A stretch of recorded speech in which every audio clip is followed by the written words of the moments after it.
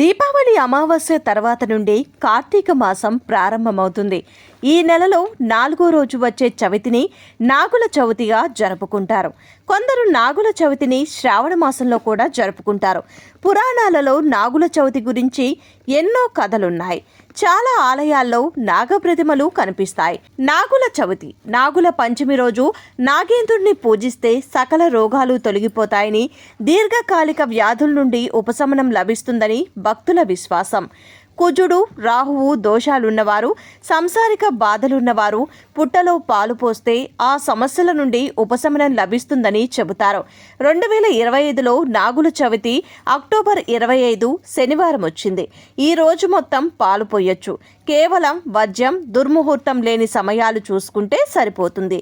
October 24 శుక్రవారం రాత్రి 10:01 నుండి అక్టోబర్ 25 శనివారం రాత్రి 12:03 వరకు గడియలున్నాయి. ఆ టైంలో పాలు పోయవచ్చు.